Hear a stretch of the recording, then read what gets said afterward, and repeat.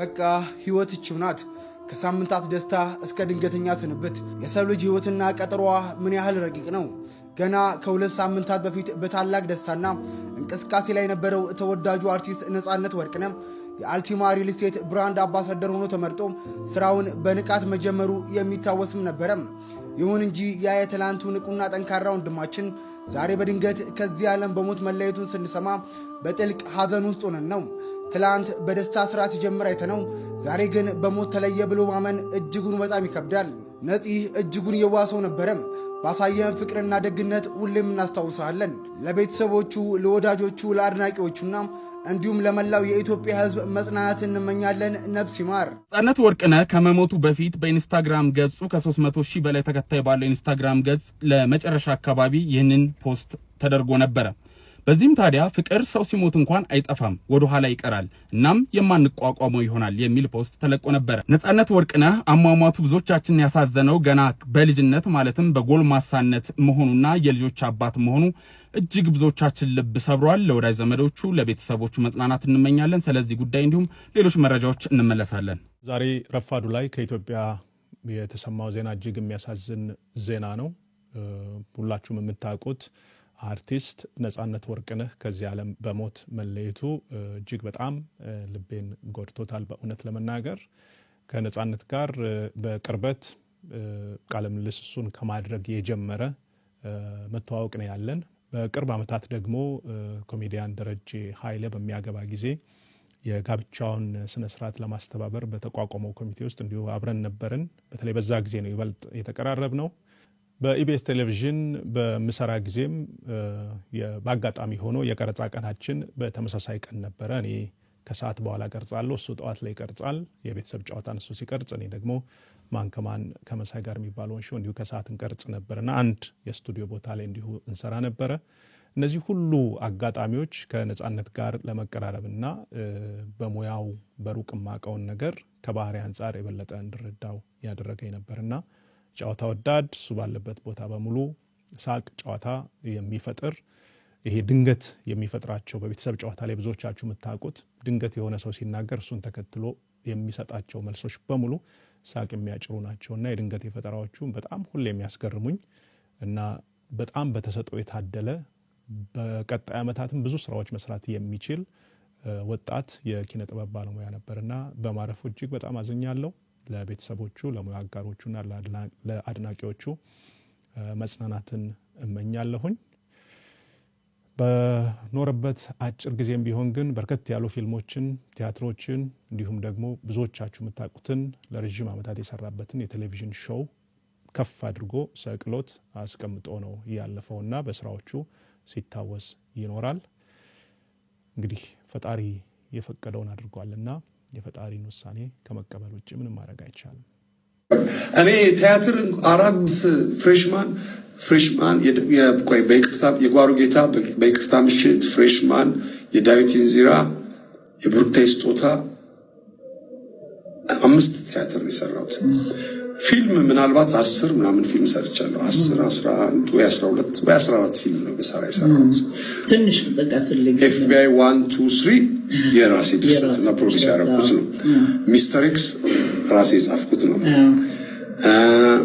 ያንቺ ሌባ 1 እና 2 አለ እዛ ላይ ተዋናይ ነኝ። ባለቀለም ህልሞች የሚባለው የመጀመሪያ አንደኛው ላይ ዳይሬክተር ነኝ። ዳይሬክተርም ተዋናይም ነኝ ከፍጹም አስፋው ጋር። ከዛ ደግሞ ስለማይዘነጋ ውለታ የሚባል በሲዲ እና በቲያትር ቤት ታይቷል የተወሰነ ጊዜ። ካምፓስ የሚል ፊልም ሰርቻለሁ በሲዲ። እድል 20 የሚል ቲያትር የነበረ ሌሎች ሰዎች ይሰሩት የነበረው ወደ ፊልም ሲወጣ እኔ እዛ ላይ ተሳትፌያለሁ። በጣም ጥቂት ናቸው የሰራኋቸው፣ ግን ሰዎች ጥቂት ናቸው። ከዚህ በላይ ምን ታረከ? ብዙ ሱማ የቴሌቪዥን ድራማ ላይ ነበር አሰራ ነበር። የቴሌቪዥን ድራማ አለልኝና ጥላሁን አፍሪካና ዘውገ ፕሮሞሽን ላይ ብዙ ድርሰቶችና እዛ ድርሰቶችን ጽፌያለሁ፣ አዘጋጅቻለሁ የቴሌቪዥን ድራማ እና ከፊልም በፊት የቴሌቪዥን ድራማ ነበር የምሰራ የነበረው።